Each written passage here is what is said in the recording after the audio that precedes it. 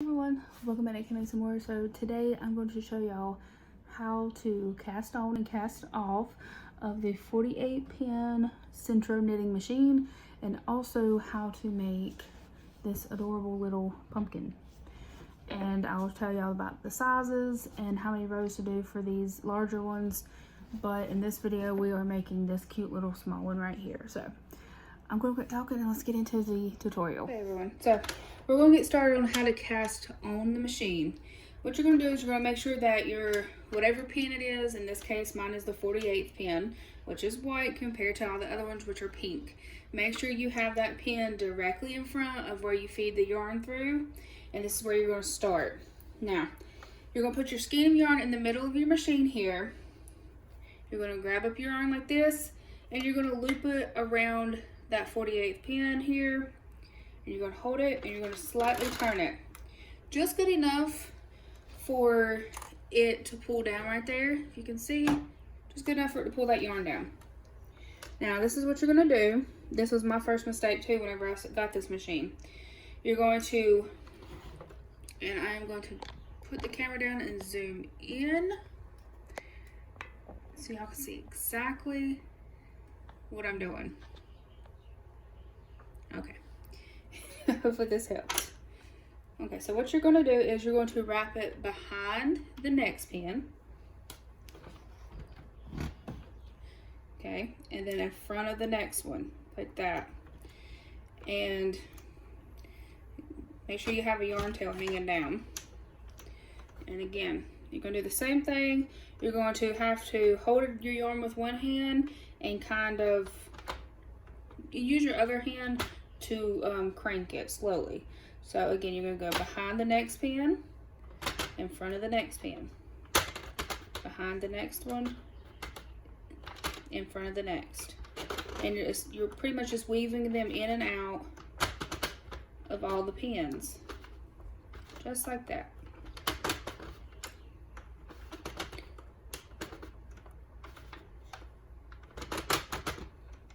Oops. Just back and forth, weaving them in and out, in and out. And then once you do this a few times, you'll get so used to it, you'll just be able to do it just like this. Just back, forth, back, forth, back, forth.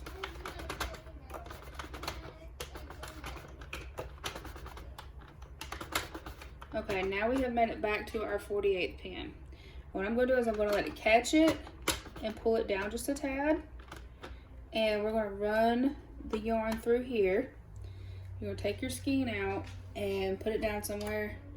And I'm going to put mine right here in the closest spot to the machine, because to me that has a better tension. What I'm going to do now is I am going to go around a couple rounds. I got my digital counter here. It was glued right here, but it fell off again. I knocked it off by accident. So what I'm going to do is I'm going to go around for a couple rounds and show y'all how that looks like. Just good enough to where I can cast off and show you. So I'm going to time lapse through this and I'll be right back.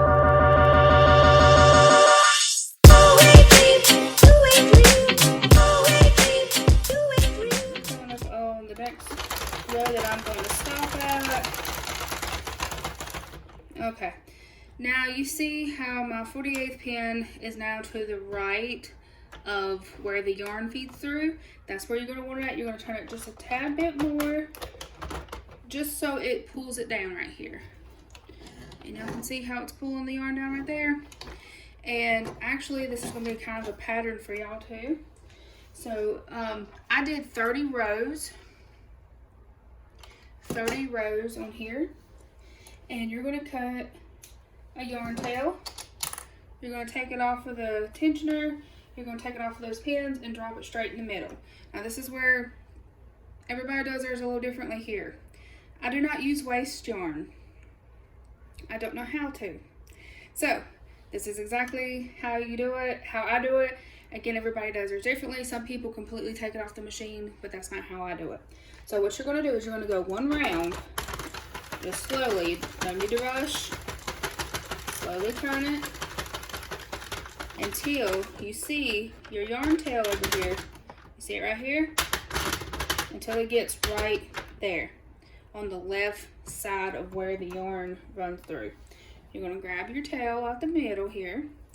And what you're going to do is you're going to get it on a yarn needle, sewing needle. This is the one I use, this plastic one. And you're going to pick up the loops off of the pins. And I'm going to zoom in so y'all can see exactly what I'm doing. Let me, this is a little easier said than done sometimes. Okay, so we're going to focus right there.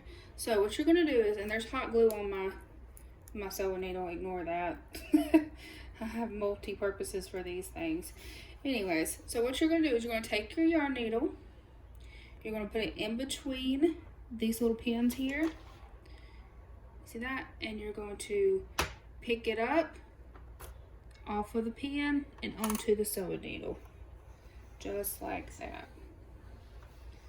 Okay, I'm going to do it again. And you're going to take the yarn needle, push it through, pick up that yarn on there, and now it's onto the yarn string. And you're going to continue to do that all the way around. And once you have a good couple of stitches here on your yarn tail or pulled off, you're just going to slowly turn your handle and just stop before you get to the next one right here, and just continue to pull them off of your pegs here. Make sure to not turn your handle all the way too fast, because you will, once you go past here, it'll start completely dropping off of the machine. And now that is, again, that's how some people do theirs. They will just continue to turn the handle and let it drop off the machine itself and do it that way, but that is not how I do it. Another good tip is you can hold down on your stitch over here. So just put your hand on it like this, or your thumb, or just pull down on it like this while you're getting the next stitch, because sometimes it will pop off and you don't want that to happen because it's aggravating trying to fix a drop stitch. But I did show how to fix that in the other video before this one, so go check it out. This is going to make a really small pumpkin. That's what we're going to do with this, make a small pumpkin. So remember, 30 rows for a really small pumpkin.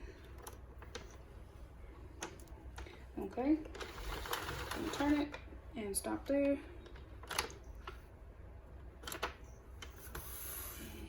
And I'm gonna continue to finish it.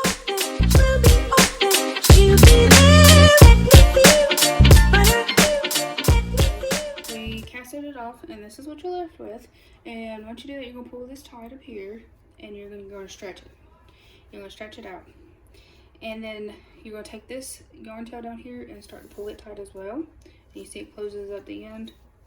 And you're gonna take polyfill and go ahead and stuff it. Then I'm gonna show you how I do the ridges in the pumpkin. Super simple. And for the stem, you can use rolled up brown paper like I do. You can use a stick, a cork, a cinnamon stick, whatever you have available. Okay, so you're gonna pull this tight and pull this closed. And what we're gonna do is we're gonna sew this hole shut. So just go back and forth like this and close it up, because you don't want the polyfill or nothing coming out. You don't want the hole coming back undone either. So super simple like that. And then what I do is I run it straight through the middle up here on the other side and just pull it. And now with this other yarn, we're going to take both of them together like this and twist the ends. Okay, so what you're gonna do is you're gonna take your double strands and you're gonna sew this end shut here. Super simple. And you're gonna kind of follow these lines here to make the pumpkin ridges. So what you're gonna do is you're gonna wrap it around the side and go straight through the middle and straight back up. just like that, and pull it tight. And you're going to do it again. You're going to kind of follow that line there, flip it over, put it in the middle, run it straight up through the top, pull it tight, run it through like that, pull it tight, and again.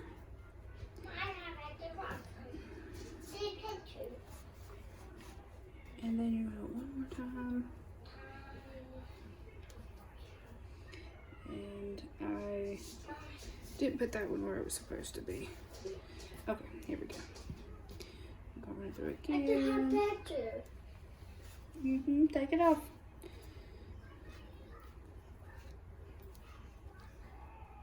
And like that.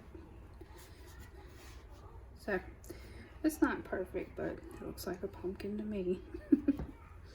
And then you're just going to run the yarn tail back and forth a few times just to make sure that it's secured and not going anywhere. And you will find something to use for your stem. Flip up your pumpkin. Oh. And I'll show you some of the other ones I've made. Different sizes. Here's a large one of the same color. I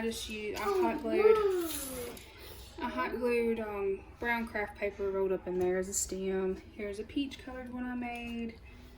This one's made with Hobby Lobby Penny Canyon. Super pretty. And these cute little small ones too. So yeah, you can make all kinds of different sizes.